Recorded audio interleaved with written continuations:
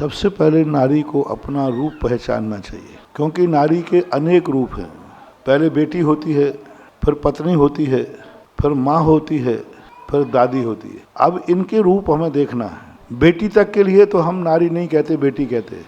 नारी संज्ञा शादी के बाद होती है। इसलिए यदि हर नारी अपने आप को पत्नी माने और पत्नी के भेष में ही बाजार में निकले तो नारी का सम्मान तो वैसे ही बढ़ जाएगा। पत्नी के बाद फिर वो सलवार कुर्ती नहीं, पत्नी के बाद साड़ी, और माँ बनने के बाद उसका भेष माँ का होना चाहिए, माँ का भेष होना चाहिए। और माँ के भेष में नारी दुनिया में रहेगी तो अपने आप बुरी नज़र उठाने वालों की आंखें अपने आप झुक जाएंगी, क्योंकि माँ पर किसी की बुरी नज़र नहीं है। आजकल की दादी माँ छोरियों जैसी घूमती हैं। बुरा लगे तो लगे, क्या बात हो गई। दादी माँ छोरियों जैसी घूमती, दादी माँ है, दादी बन चुकी है, लेकिन उनकी वेशभूषा देखो।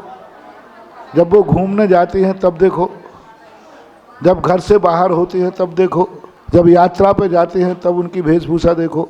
और किसी हिल स्टेशन पे गई तो उसको होश ही नहीं रहता कि मैं दादी हूँ, उसको होश ही नहीं रहता कि मैं किसी बेटे की माँ हूँ।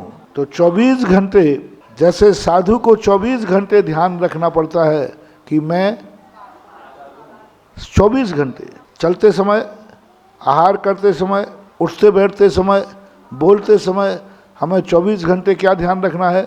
देखते समय, सुनते समय, बोलते समय 24 घंटे हमें साधु को ध्यान रखना पड़ता है। ऐसे ही गृहस्थ को 24 घंटे नारी को ध्यान रखना चाहिए कि मैं माँ हूँ, चाहे घर में हूँ, चाहे हिल स्टेशन पे हूँ। और माँ की मर्यादा यदि वो रहेगी तो सब कुछ सही हो जाएगा। इसी मर्यादा के लिए आचार्य श्री ने कहा, पत्नी की, माँ की और दादी की, इन तीनों का जो भेष है वो साड़ी है, ये वो साई का नूल है।